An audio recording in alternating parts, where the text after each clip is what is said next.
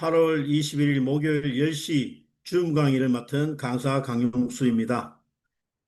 이제 서서히 가을이 접어들고 있습니다. 가을을 좀 늦게 지시나요?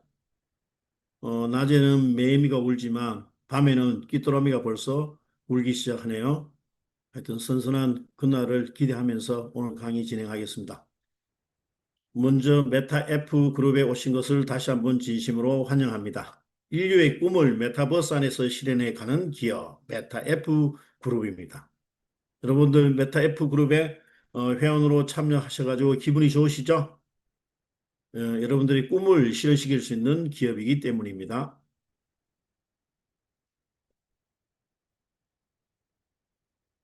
자, 메타 F 설립 과정을 좀 보겠습니다. 자, 설립. 우리 회장님은 누구시라고요?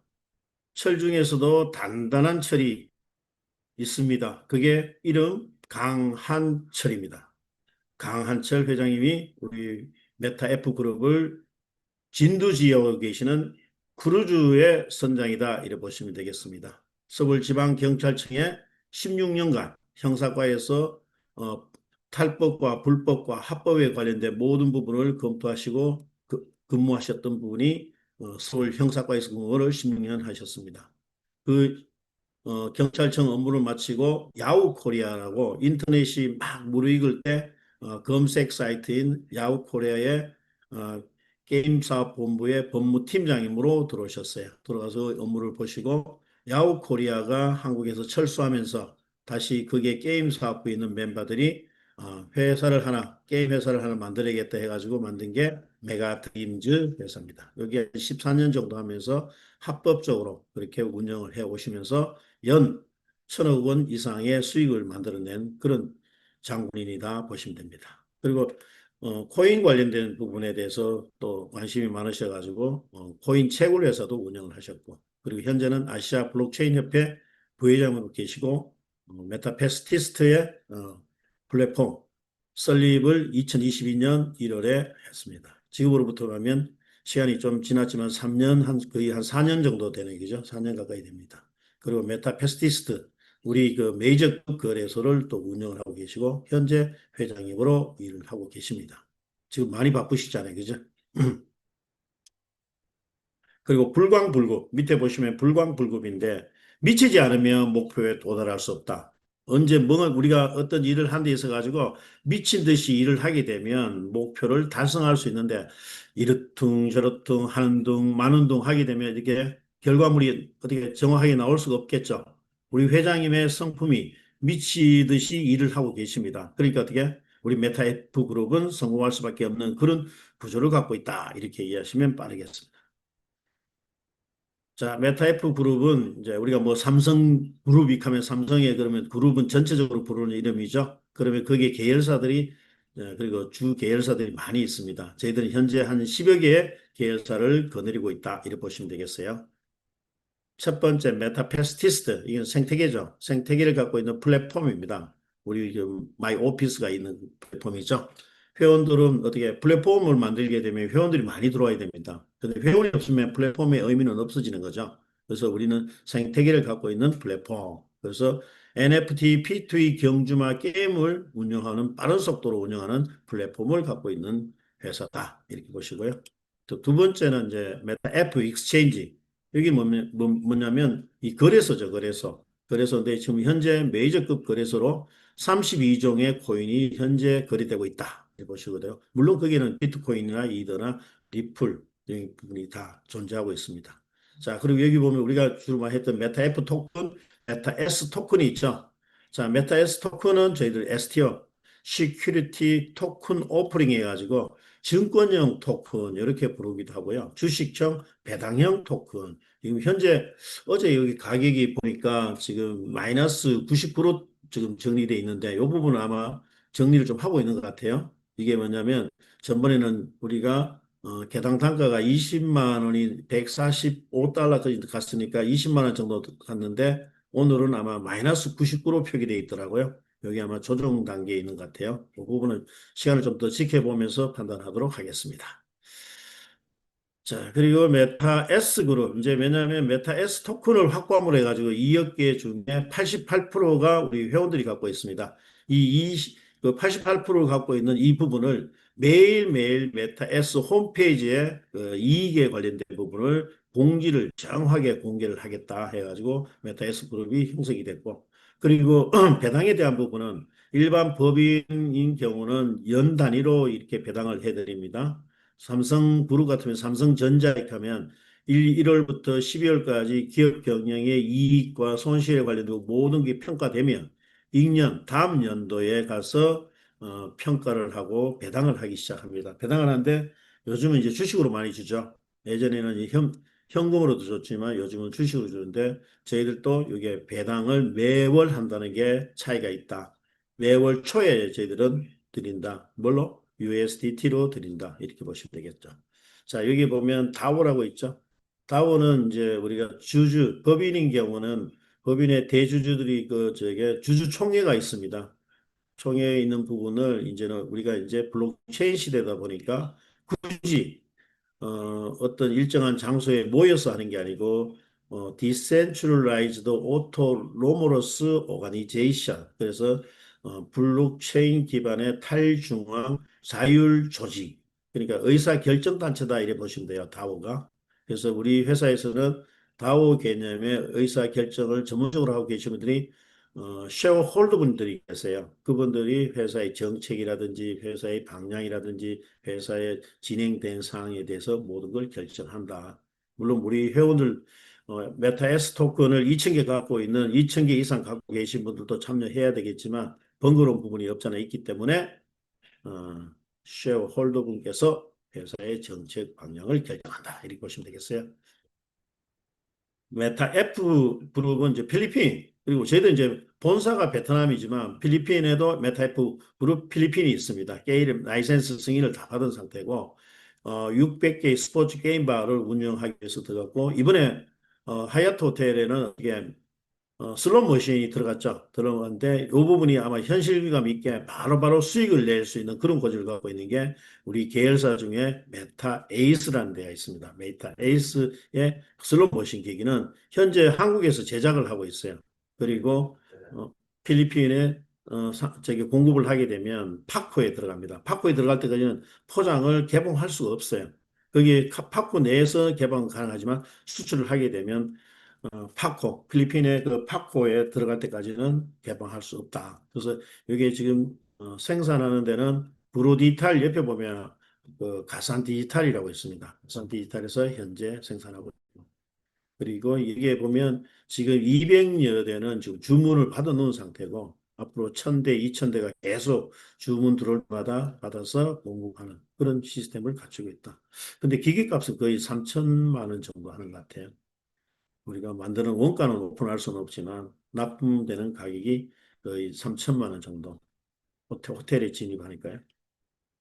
그리고 미국 글로벌 법인도 있죠. 전 세계 글로벌로 나가기 위해서는 동남아 시장도 있고 한국 시장, 동남아 시장도 있지만 미국 글로벌 법인을 설립을 했습니다. 그래서 플로리다주에 우리가 빌딩을 짓기 위해서 토지 매입을 완료했다.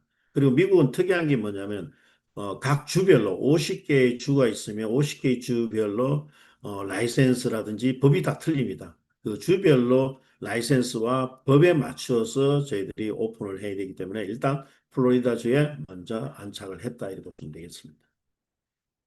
그리고 메타 MCC 그룹, 여기 MCC는 메타 크립토 카드 그룹 이렇게 이해하시면 돼요. 그게 앞으로는 신용카드도 중요하지만 이제는 크립토 카드 시대. 그러니까 암호화폐를 탑재해서 결제하는 실물 경제에 쓸 수 있는 카드가 크립토 카드다. 여러분 크립토 카드 지금 쓰고 계시죠, 그죠?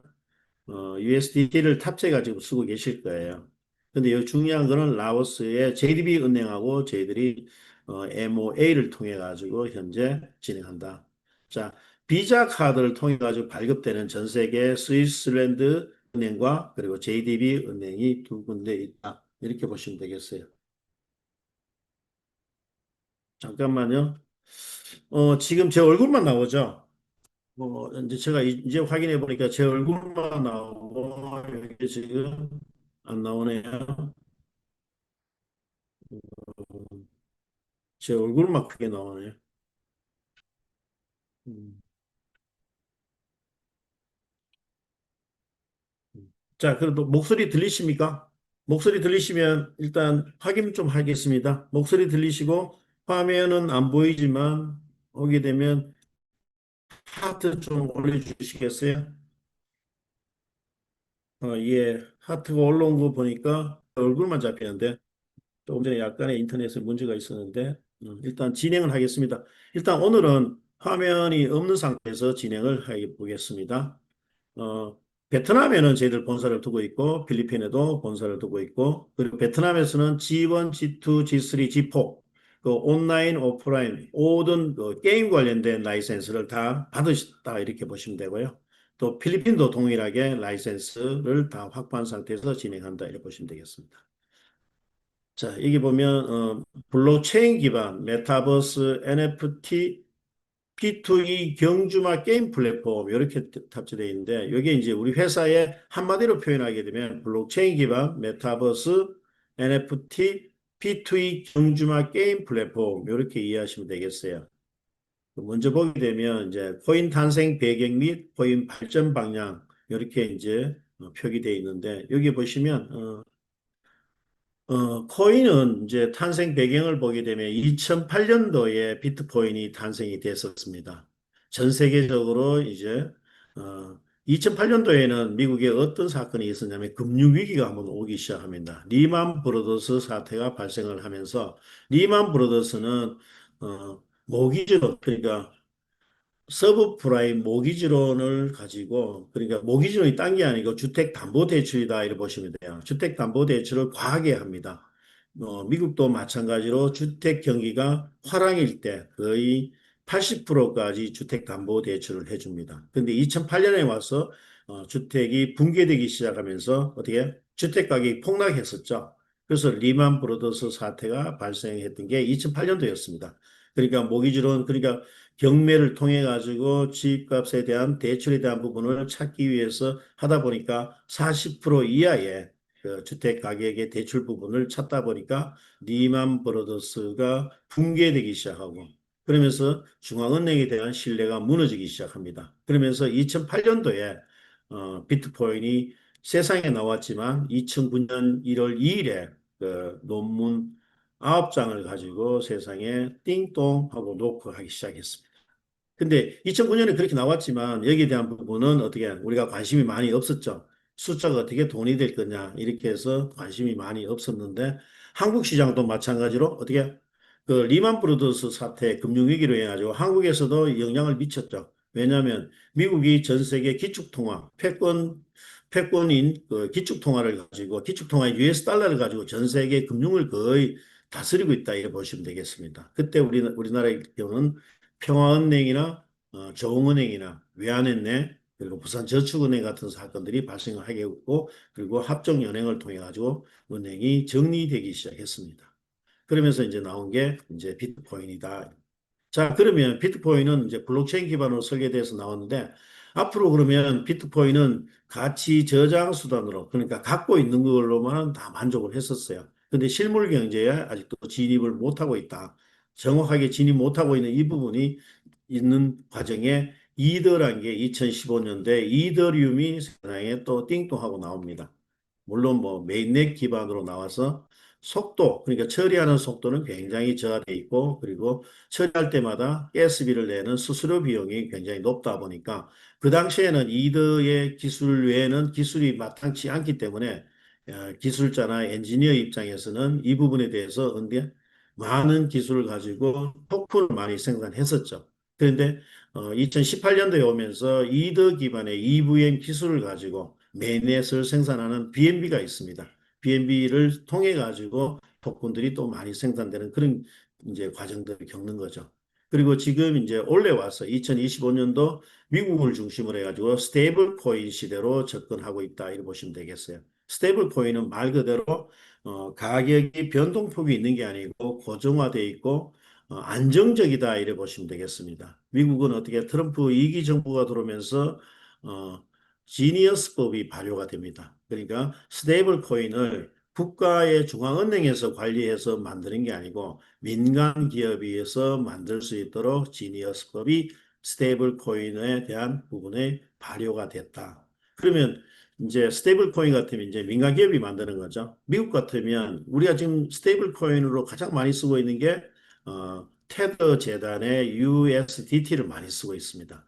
USDT 중에도 보면 어떤 기반, 그러니까 네트워크를 어떤 기반으로 설계해서 만드느냐에 따라 가지고 이더 기반이면 ERC20 기반의 USDT 그리고 바이낸스 같으면 BEP20 기반의 USDT 그리고 우리는 지금 현재 USDT는 트론 기반이죠.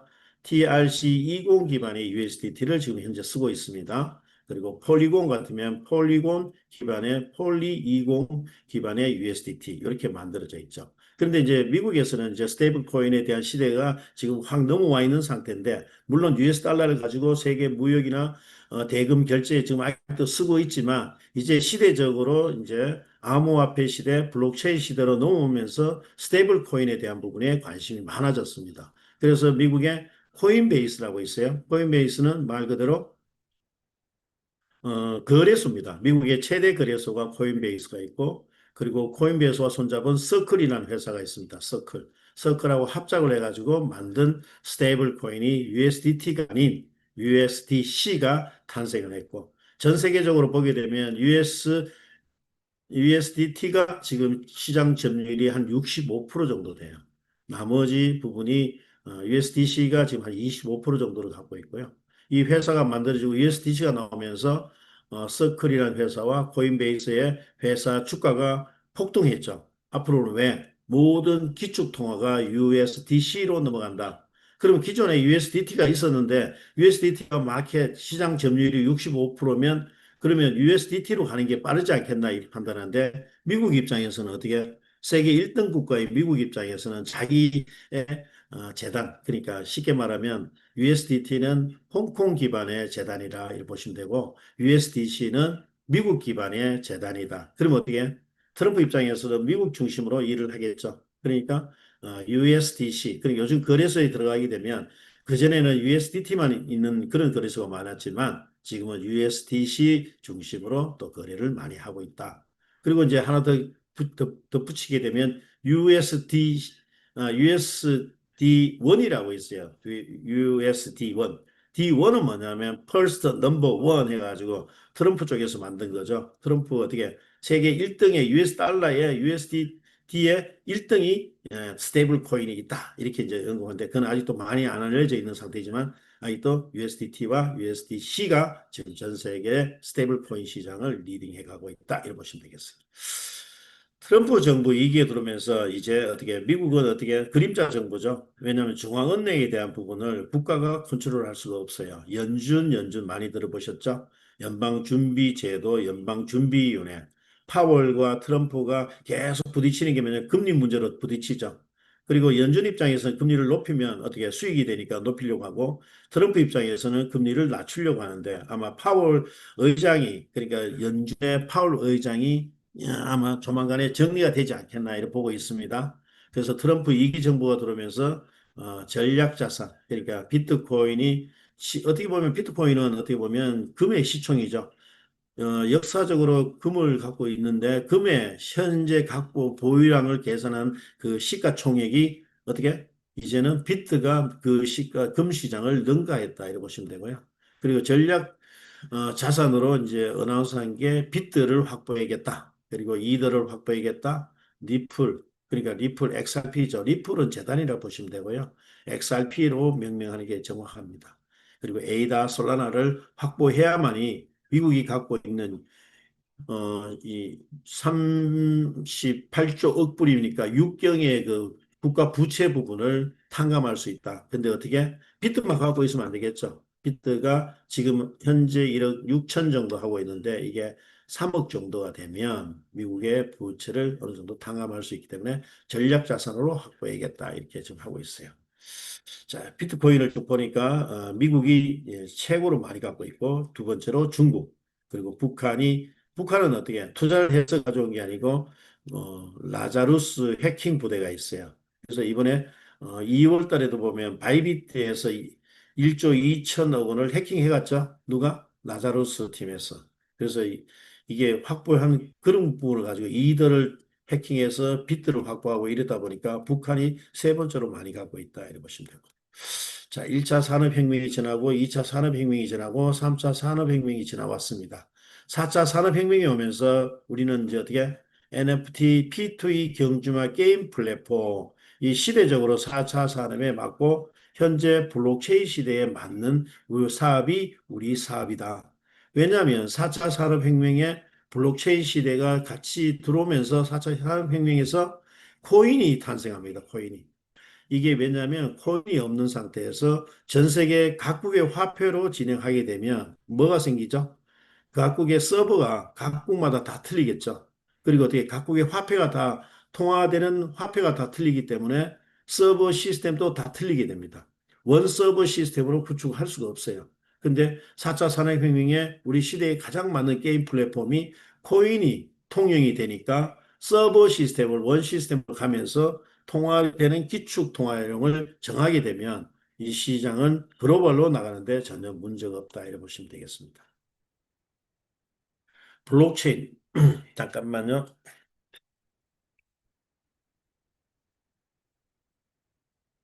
오늘 제 얼굴만 계속 나오니까 제가 많은 부담을 느끼고 있고 화면을 못 보여준 부분에 대해서는 죄송하게 생각합니다.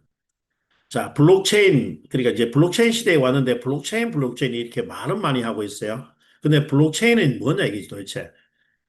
한마디로 표현하게 되면 블락이라고 불려지는 단위에 데이터를 묶었어요. 데이터는 어떻게 연결하는 거죠, 체인이. 우리가 자전거에 보면 체인이 있듯이 체인이 어떻게 다 연결돼야만이 정상적으로 작동을 하죠. 그래서 데이터를 묶었어요. 전 세계에 흩어진 컴퓨터에 분산 저장하는 기술, 이렇게 이제 블록체인이라고 명명합니다. 근데 이 기술이 굉장히 훌륭한 기술이에요. 근데 이제 블록체인이 가면 이게 우리가 한마디로 표현하면 분산 공개 원장.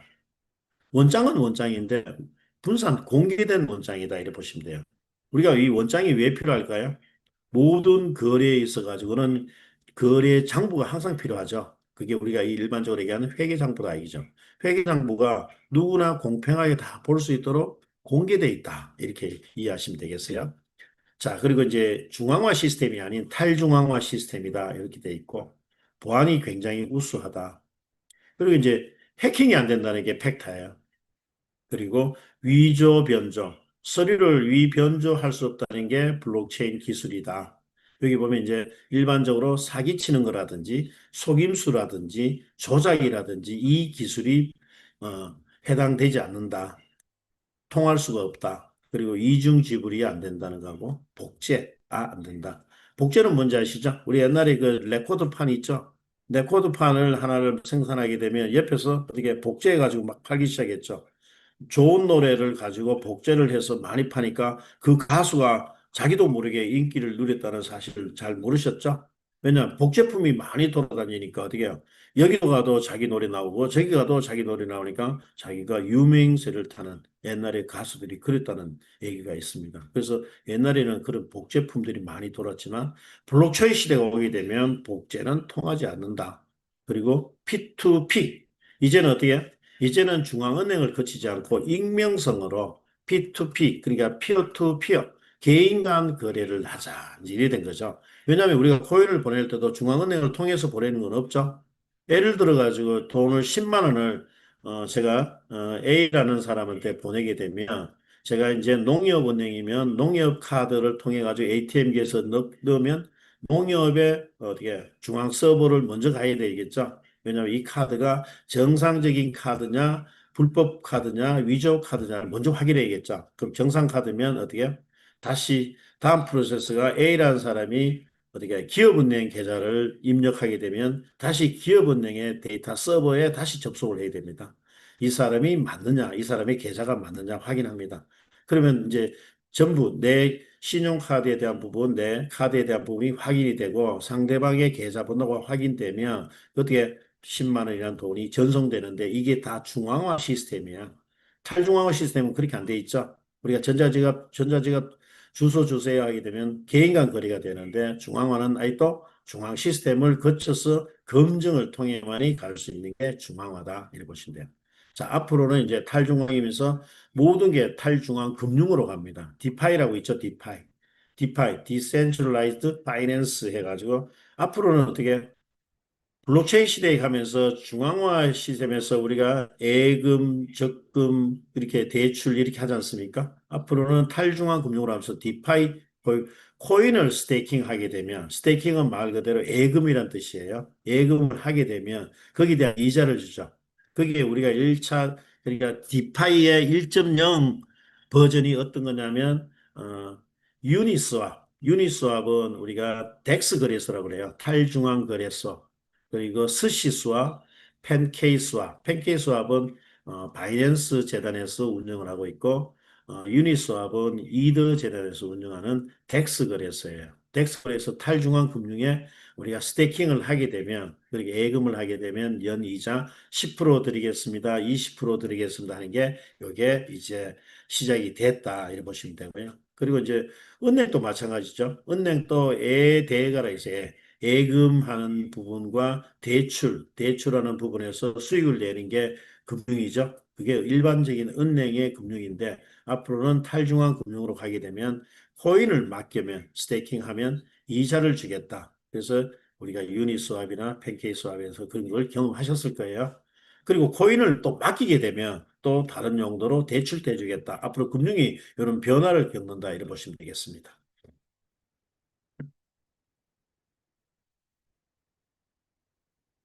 자, 코인하고 토큰이 또 다음 페이지에 나오는데 저는 이 페이지를 보면서 지금 설명하기 때문에 저는 이게 편한데 여러분들은 제 말을 들어야 되니까 좀 많이 불편하죠. 그죠?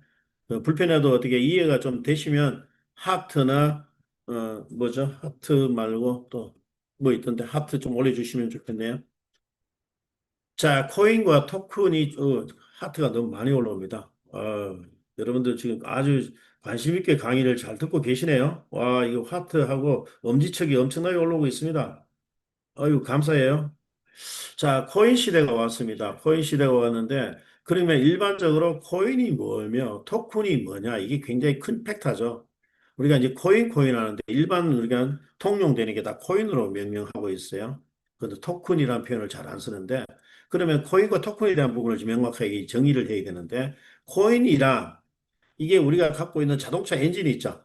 엔진이 굉장히 중요합니다. 자, 엔진 기반을 통해 가지고 올라가는 시스템과 기술이 메인넷입니다. 메인넷 위에 하나의 도구로 자리 잡는 게 코인이에요. 우리가 이제 자동차 엔진도 중요하지만 사실 이게 현대자동차가 포니를 초기에 생산하면서 엔진 기술은 없었어요. 무조건 자동차 시장에 진입해야겠다면서 독일이나 일본의 엔진 기술을 가져와서 장착해서 시중에 나오고 수출했던 게 폰이었습니다. 근데 세월이 40년 이상이 흐르다 보니까 이제는 어떻게 현대 자동차가 엔진 기술을 개발을 통해 가지고 전 세계 3대 자동차 기업으로 탈바꿈했다. 이해되십니까? 우리는 현대 자동차를 계속 잘 타고 다니는데 국산차다 보니까 외산으로 안 느껴지죠. 근데 현대자동차가 전 세계 3대 메이저 자동차 회사로 등극이 되니까 해외에서는 현대자동차의 제네시스나 이런 저게 그랜저라든지 제네시스를 타게 되면 어떻게 우리가 예전에 외제차를 타면서 폼 잡았듯이 외국 사람들은 현재 현대 자동차를 타면서 폼을 잡는다 이렇게 보시면 돼요. 자, 근데 이제 엔진 기술을 가지고 코인을 만든 게 현재 7개 산업용으로 한 개가 빠지면 8개 중에 산업용으로 하나 빠지면서 7개가 현재 암호화폐 엔진으로 탑재돼가 나온 게 7개다 보시면 되고 그럼 이 엔진 기술을 기반으로 해서 만든 메인넷들이 있습니다. 이게 뭐냐면 이더일 때는 EVM, 이더넷 버추얼 머신이라는 기술을 탑재해서 메인넷을 만들어냅니다. 이게 가장 대표적인 게 바이낸스입니다. 근데 메인넷 기반으로 나온 게 현재 코인 마켓 캡이나 우리가 그 분석해 보면 128개가 존재한다. 근데 이제 이더 기술을 가지고 EVM 기술을 탑재한 BNB 코인이 있죠. BNB 코인이 성공을 했죠. 그죠? 생태계를 만들면서 성공을 했어요. 근데 대부분 엔진 기반의 메인넷을 만들 때는 자기들만의 독특한 전자지갑 주소를 만드는 게 일반적인 상례야. 우리가 이제 트론토 보면 이더 기반에는 저게 트론토 보면 전자지갑 주소가 틀리죠. 근데 우리가 이더리움의 전자지갑 주소가 앞에 보면 0x로 시작을 해요. 근데 BNB의 전자지갑 주소도 0x로 시작해요. 그러니까 결론적으로 이더의 EVM 기술을 이용해서 메인넷을 완성한 게 바이낸스다. 이렇게 보시면 되죠. 자, 바이낸스가 메인넷을 만들면서 그 위에 토큰들, 코인이 되면서 메인넷을 갖고 있는 게 코인이라 그랬죠. 코인을 만들면서 그게 파생돼서 나오는 게 토큰이다. 이렇게 보시면 되고요. 코인은 주로 이제 어떤 거냐면 코인은 세금을 받는 사람, 토큰은 세금을 내는 사람. 왜냐하면 그 시스템을 쓰다 보면 뭔가 보낼 때마다 그 네트워크 상에 수수료를 내야 됩니다. 그게 우리가 일반적으로 얘기하는 가스비라고 그러죠. 가스비를 지불해야만이 통과할 수 있다. 그게 토큰이며 세금을 받는 게 코인이다. 여러분들 이걸 좀 더 쉽게 설명하게 되면 어, 백화점이 하나 있어요. 백화점이 있으면 신세계 백화점을 예를 들을게요. 신세계 백화점을 지으려면 시간이 많이 걸리겠죠. 2년, 3년, 땅 파기 이렇게 하게 되면 2년, 3년 이게 신세계 백화점 하나 지었습니다. 신세계에서는 물건 넣을 게 없어요. 제품들이 없어요. 그러면 어떻게 해요? 1층에 가면 화장품 가게, 그리고 시계 가게, 보석 가게, 신발 가게 이런 게 쭉 들어오죠. 여기에 들어오는 게 뭐냐면 신세계 백화점은 좀 더 쉽게 표현하면 코인이네. 요 코인 기반에 입주하는 업체들이 많이 있죠. 한 공간을 임대해서 매달 뭘 내죠?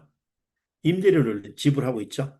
요게 하나의 토큰이다. 이렇게 이해하시면 빠를 거예요. 그래서 코인과 토큰의 기술은 이렇게 돼 있다. 이런 것이고. 현재 코인 시장이 16년의 시간이 흘러왔지만 실질적으로 10만 원 이상 거래되는 것은 현재 9개입니다. 9개. 9개인데 우리 메타 S 토큰이 근래에 20만 원 넘어갔죠. 그래서 이제는 9개가 아니고 우리 메타 S 토큰을 계산하게 되면 10개다 이렇게 보시면 되고요. 그러면 지금 나와 있는 코인이나 토큰을 코인 마켓 캡에서 분석해 보면 9,700여 개가 있어요. 그중에도 만 원 이상 가는 게 현재 39개가 있더라. 이렇게 보면 되겠습니다. 그리고 이제 주식시장과 코인 거래소. 근데 우리는 일반적으로 코인이 없을 때는 우리가 이제 자본이 만들어지면 주식시장에 주식을 많이 사고 팔고 하면서 자산을 늘리는 경우가 많았었는데 주식시장도 있지만 새로운 코인 시장이 대두되다 보니까 주식시장과 코인 시장에 약간 차이는 있어요. 주식시장은 아침에 문 여는 시간 그리고 저녁 오후가 되면 문 닫는 시장, 개장과 폐장 시간이 정해져 있습니다. 근데 코인 거래소인 경우는 어떻게? 개장, 폐장 시간이 안 정해져 있죠. 어떻게? 24시간 365일 풀 가동하고 있는 게 코인 거래소다. 이렇게 보시면 돼요. 그리고 이제 주식시장을 보면 한 개의 주식 종목이 너무 폭등을 하든지 폭락을 하게 되면 이게 사이드 브레이크가 작동이 돼요. 그러니까 시장이 너무 과열되면 이게 불을 꺼야 되는 상황이 오니까 사이드 브레이크로 해가지고 일시 정지 현상이 작동을 합니다. 그런데 어떻게 코인 거래소에는 일시 정지 작동이 안 되죠. 왜? 비트코인이 하루에 500이 되든 1000이 되든 올라가도 어떻게 누군가가 브레이크를 잡아주지 않는다 이렇게 보시면 되겠습니다. 브레이크 잡아줘야 하니까 자기 스스로 컨트롤해서 올라가고 내려간다 이겠죠. 시장 논리다 이렇게 보시면 되죠.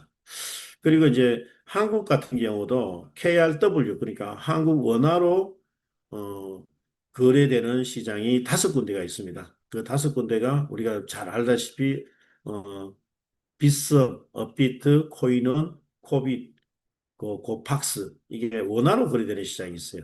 이 시장에 들어와 있는 자본이 어떻게 한국의 기업 경영과 금융을 맡고 있는 코스닥 시장의 주식 시장을 추월했다.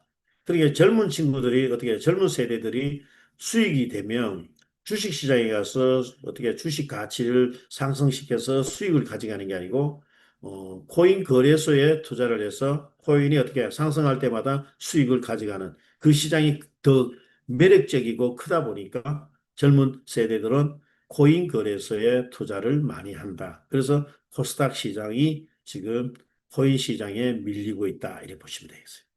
지금 이러다 보니까 어떻게 그러니까 주식도 마찬가지로 뭐 삼성증권, 대우증권 어떻게 거래가 많이 일어나면 그 기업들이 움직이죠. 살죠. 왜?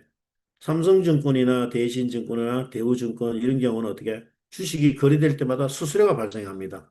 그 수수료를 가지고 수익을 내 가지고 회사 경영도 하고 급여도 지불하고 하는데 이 시장에서 어떻게 시장이 이제 뺏기는 거죠. 왜냐하면 한국 그 코인 거래소로 자본이 이동하니까 이제 거래되는 수수료 양이 적어진다.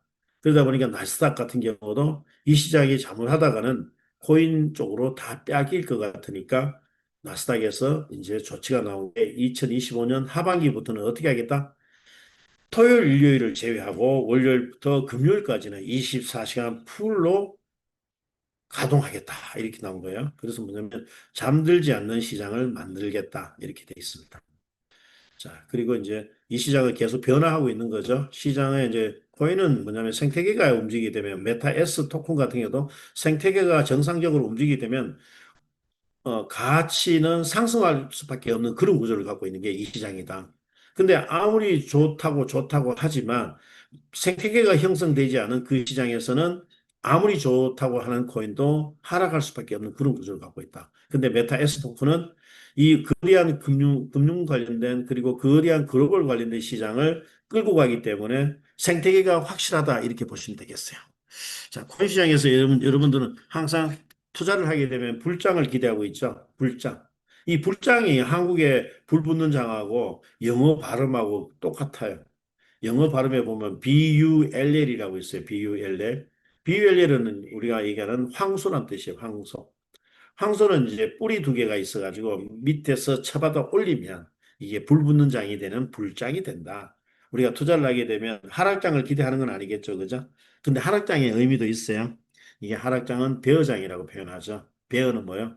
앞에 발톱이 굉장히 날카롭죠. 나무를 찍어가지고 쿡 찍어서 내리면 나무가 쓰러질 정도로 이게 날카로운 게 베어장이에요. 근데 우리는 베어장을 잘 쓰지 않고 불장을 기대해야겠죠, 그죠? 불장 하면서 투자의 가치는 어떻게 불장에서 나오는 거죠. 자, 우리 메타 F 그룹의 메타 S 토큰이 불장을 기대한다. 아마 지금 거래소에서 약간 조정이 들어간 부분은 아마 이게 계속 상승장을 그렸었거든요. 그래서 20만 원까지 올라갔는데 지금 조정 단계에 있는 것 같아요. 그래서 그 부분은 다음에 다시 검토를 해드릴게요. 자, 오늘 요거 페이지가 안 보이니까 이게 사실 난감하네요. 그죠? 자, 이제 앞으로 그 스테이블 코인으로 가게 되면 이게 지니어스법이 통과되면서 이게 전 세계 시장이 이제는 US 달러를 쓰는 게 아니고 이제는 암호화폐인 스테이블 코인 저기 쓰는 시대로 가고 있다. 그러면 어떻게 스테이블 코인을 쓰게 되면 일전에 외국인 노동자들이 USDT로 급여를 주세요 하고 이제 얘기를 했어요. 왜 그러냐면 일반적으로 예를 들어 한국에 와서 베트남이나 필리핀에 그리고 캄보디아의 노동자들이 한국에서 급여를 받게 되면 급여를 어떻게 본국의 가족들한테 보내는 데는 그 정상적인 근무 시간을 기준으로 했을 때는 3, 4일이 걸려요. 그리고 수수료가 보통 6% 정도 걸리면서 자국에 가면서 수수료 부분 그리고 시간적인 부분이 이렇게 걸립니다. 정확하게 얘기하면 수수료는 6.26%가 걸리고 시간이 많이 걸리죠. 그러니까 국제간 거래를 하다 보니까 시간이 이렇게 가는데 이제는 어떻게 월급을 스테이블 코인으로 주세요. 이렇게 이제 나선다는 거죠. 왜냐하면 스테이블 코인을 받아가지고 거래소에서 바로 보내면 자국에 있는 가족들은 자국에 있는 거래소를 통해 가지고 바로 현금화되니까 짧은 시간에 보낼 수 있죠. 우리가 보통 보내는 시간이 뭐 짧게는 2, 3초 만에 송금을 할 수 있어요. 스테이블 코인으로 앞으로 이 시대가 오게 되면 그럼 어떻게 중간에 수수료 부분이라든지 가족이 기다리는 3, 4일이라는 시간을 단축시킬 수 있는 거죠. 그래서 스테이블 코인이 이번에 미국에서도 이 민간 기업에서 어떻게 자기들의 그 준비할 수 있는 미국 US 달러를 확보하든지 그러니까 지급 준비금이죠.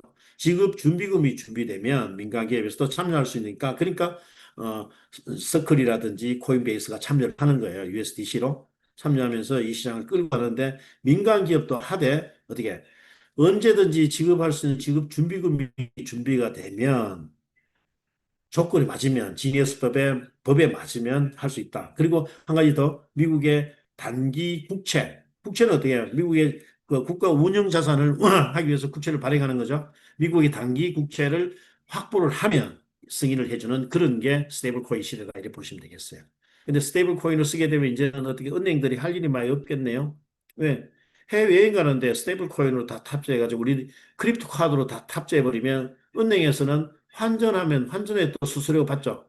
US 달러는 어떻게 우리가 살 때 높은 가격이 싸고 내가 여행하고 남은 달러를 다시 팔려고 하면 낮은 가격에 팔아야 되죠. 어때? 그 차익에 따라가 은행은 수수료를 가져가는데 이제 앞으로 해외여행 하는데도 크립토 카드, 우리가 갖고 있는 크립토 카드에 USDT를 탑재하든지 그리고 스테이블 코인을 탑재해버리면 은행도 할 일이 없어지는 거죠.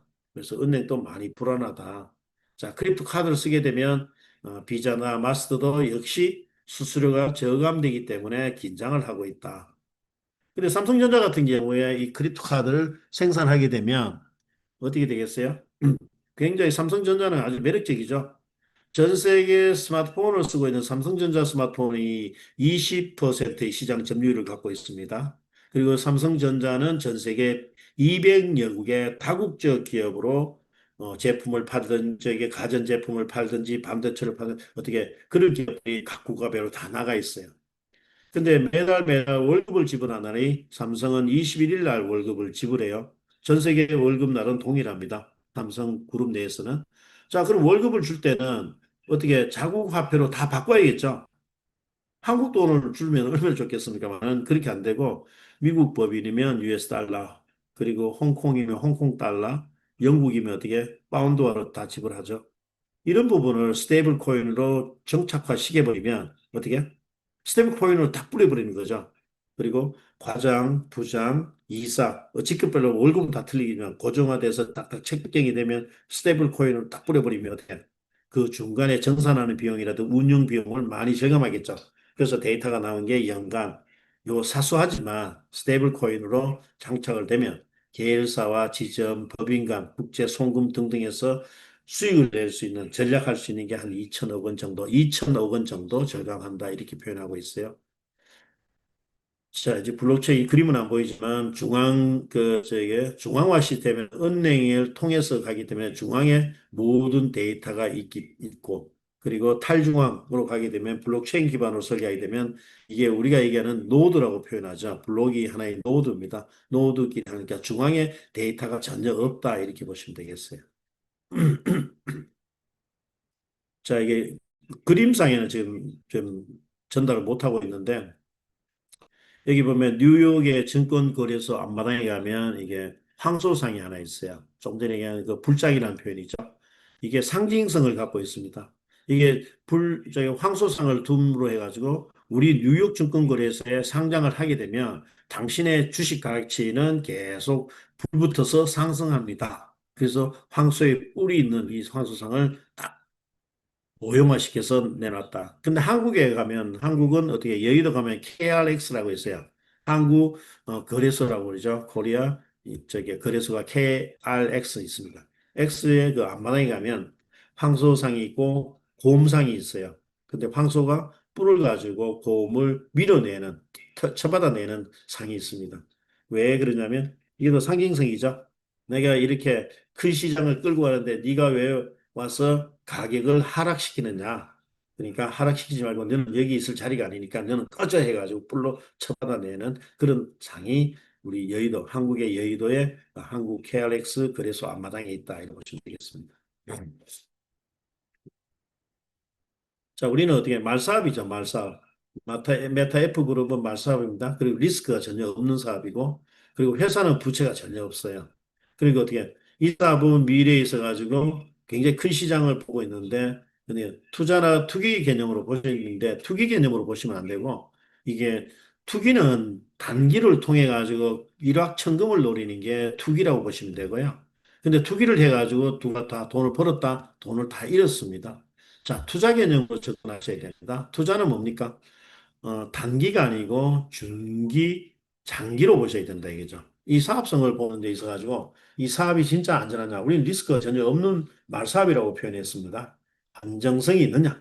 그리고 이 시장을 끌고 가는데 수익성이 있느냐? 그리고 수익성은 나는데 이게 내 생활에 쓸 수 있는 여건이 되는 환급성이 되느냐? 자, 이렇게 해서 안정적이고 수익이 나면서 언제든지 생활 속에 쓸 수 있는 자금들이 이동을 하게 되면 이 시장은 계속 가야겠죠? 지속 가능 경영이 가능한 지속성을 바라본다는 거죠. 지속성이냐? 그리고 어떻게 한 영역에서만 머무르는 게 아니고 글로벌 영역의 확장성이냐? 이 모든 것을 갖추고 있는 게 메타에프 그룹의 상징성이다. 이렇게 보시면 돼요. 그래서 우리는 어떻게 마주가 되는 방법도 있고 주주가 되는 방법도 있고 메타에스 토큰을 확보하면서 주주가 되는 방법이 있고 그리고 점주, 필리핀의 게임바 관련된 부분에 투자되는 게임방 관련된 부분에 점주 투자를 하게 된 점주 그리고 산하 조직 그러니까 이런 앞에 여건이 안 되면 산하 조직을 짜가지고 만들 수 있는 그런 여건들을 다 준비해놨어요. 대부분 단대 가면 어떻게 패키지를 만들어가지고 1번 패키지에 진입하세요. 2번 패키지에 진입하세요. 3번 패키지 진입하세요. 데일리 2% 드리겠습니다. 3% 드리겠습니다. 이렇게 하죠. 그죠? 근데 우리 회사는 그런 게 있어요? 없어요? 데일리가 없죠. 그리고 어떻게 패키지가 없죠. 얼마로 기본적으로 진입해야 된다는 게 없어요. 그래서 본인의 선택에 따라 가지고 마주, 주주, 점주, 산하 조직으로 사업을 영위할 수 있다. 이렇게 보시면 돼요. 자, 그리고 우리는 이제 메타 F 자체가 말이죠. 말은 어떻게 해요? 이게 영생 할 수가 없어요. 일반 말은 영생할 수가 없어요. 생명은 언제 일정한 시간이 되면 생명을 다 하지만 메타F 경주마 우리가 갖고 있는 말사업의 마는 영생을 한다. 죽지 않아요. 죽지 않고 먹이 달라는 거예요. 우리가 영양에 관한 아이템을 영양제로 주는 것 외에는 없어요. 그래서 영생하는 마다. 그리고 이제 어, 영생하니까 어떻게 되죠? 자손 대대로 우리 시스템이 가동이 되는 그 시간까지 쟤만 갖고 있는 게 아니고 다음 세대도 이거를 가지고 영위할 수 있다. 사업을 영위할 수 있다. 이렇게 보시면 돼요. 자, 시간이 좀 된 것 같죠, 그죠? 근데 오늘 이게 화면을 못 그려드려서 다시 한번 죄송하다는 말씀을 드리고요. 자, 이게 한 가지 팩트만 더 마무리하고 마무리 짓도록 하겠습니다. 애완동물 시대에서 반려동물 시대로 이렇게 타이틀을 정해봤어요. 그전에는 어떻게 우리가 애완동물 해가지고 예쁘다 해가지고 이렇게 애지중지 키우기는 했었습니다. 근데 요즘 젊은 세대들은 어떻게 결혼을 늦추면서도 뭘 갖고 있다? 반려동물을 갖고 있어요. 반려동물인데 젊은 친구가 젊은 저게 여자분이 휠체어 그러니까 유모차를 끌고 가고 있어요. 유모차.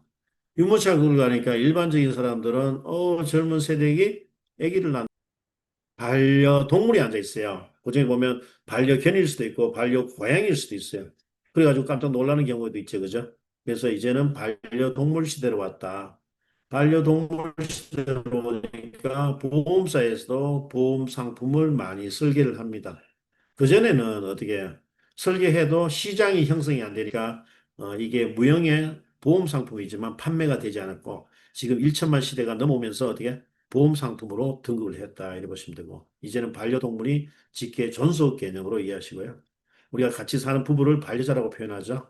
그리고 반려견도 있고 우리가 갖고 있는 그 경주마는 NFT 반려마입니다. 반려마. 우리가 저게 반려동물들도 어떻게 유모차도 사주고 머리핀도 꽂아주고 액세서리로 옷도 입히고 겨울엔 춥다고 장갑도 끼고 양발도 신고 이게 다 쓰지 않습니까? 그런데 어떻게 우리는 어떻게 NFT 반려마 시대 와가지고 경주마지 않습니까? 이는 살아 움직이면서 출전하면서도 수익을 내주고 그리고 능력치와 그리고 실적치가 높아감으로 해가지고 NFT 마켓에서도 가치를 발휘하니까 어떻게 두 가지 수익 모델을 다 갖고 있는 게 우리 NFT 경주마이다.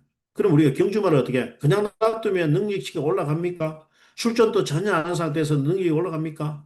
출전하는데 기본적인 기술을 탑재해야 되고 안장을 탑재해야 되고 그리고 기본적인 탑재되는 아이템들이 있습니다. 그런 아이템들은 어떻게 반려동물들한테도 그렇게 해주는데 우리가 돈 벌어오는 경주마한테는 그렇게 해야 된다 안 해야 된다? 그렇게 하셔야 된다는 거예요. 그래야 능력치가 올라가고 실적치가 높아짐으로 해가지고 1등을 해왔을 때 1등에 대한 수익 모델도 가져간다. 그리고 1등이 계속 올라가면서 능력치가 상상되니까 마켓플레이스에 시장에 내놨을 때도 어떻게 가치가 높아진다. 한국 마사회는 여러분들이 생각할 때 한국 마사회는 운영하는 주체가 한국 마사회예요. 마사회에서 말을 자체 갖고 있지 않습니다. 말은 누가 갖고 있다? 거기에 나가는 경주마에 참여하는 마주들이 말을 다 갖고 있습니다. 말을 다 갖고 있으니까 어때요? 말이 나가서 1등 해오면 거기도 어떻게 퍼센테이지가 거의 10% 정도는 빼는 것 같아요. 전체 배팅 금액의 10%. 10% 빼면 어떻게 100억이 배팅되는 회차에 10억이면 10억이지 않습니까? 1등이 제일 많이 가져가겠죠? 그러면 1등이 8% 가져가면 8억을 가져갑니다. 8억을 가져가게 되면 마주 입장에서는 명마를 확보를 해야 됩니까? 졸마를 확보해야 됩니까? 명마가 나가면 명마가 어떻게 8억을 벌어 온다. 그 맛을 본 마주 입장에서 제주도에 어떻게 명마에 저게 입찰이 있다고 봅시다. 입찰이 있다면 이 마주들이 어떻게 달려갈까요? 안 갈까요? 달려가겠죠. 왜? 그래서 입찰을 해서 그 명마를 가져와서 마주 입장에서 소유를 하고 훈련을 시켜가지고 출전시키면 항공마사에서 출전하게 되면 1등을 하게 되면 어떻게? 1등에 대한 보상으로 수익이 많이 되겠죠. 그게 마주의 생각이다 이거죠. 여러분들 어떻게 경주만 갖고 있죠? 근데 출전할 때마다 매달 꼴찌를 해. 그럼 어떻게 해? 훈련을 시켜야 돼야 이게 똑같은 개념으로 이해하시면 돼요. 그러면 한국말이 다르겠죠? 똑같습니다. 여러분들 NFT 경주마에 마주이면서 말사업인데 말에 대해서 그냥 애착이란 거는 가지셔야 된다는 거죠. 우리가 뭐 그 반려동물에 뭐 유모차도 사주고 머리핀도 꽂아주고 예쁘게 악세사리로 옷도 사주고 하듯이 여러분들이 갖고 있는 NFT 경주마에 대한 부분은 관심을 가지셔야 돼. 왜? 살아 움직이면서 돈을 벌어오잖아. NFT 같은 거예요. 거의 부동산이나 이런 어떻게 움직이지 않은 그런 정적인 거지 않습니까? 우리 NFT 경주만 움직이지 않습니까? 움직이면서 돈도 벌어오고 그리고 능력에 따라 나중에 가치가 상승된다. 할 수 있는 게 우리 시장이다. 이렇게 보시면 되겠어요. 자, 이제 시간이 어느 정도 됐는데 오늘 다 못했어요. 저게 팩타는 17개 팩타가 준비되어 있는데 지금 6개 팩타밖에 못했어요. 다음 시간에는 좀 더 빠르게 진행하면서 보시면서 또 같이 어, 강의를 할 수 있도록 하겠습니다. 또 지난주에도 이게 중간에 인터넷이 약간 끊겨가지고 좀 약간 혼란스러웠습니다. 근데 오늘 또 약간 좀 불안감은 없잖아 있었습니다. 그런데 이게 화면이 전달이 안 돼가지고 다시 한번 죄송한 마음을 전하면서 강의를 마무리하겠습니다. 다음 시간에 뵙겠습니다. 감사합니다.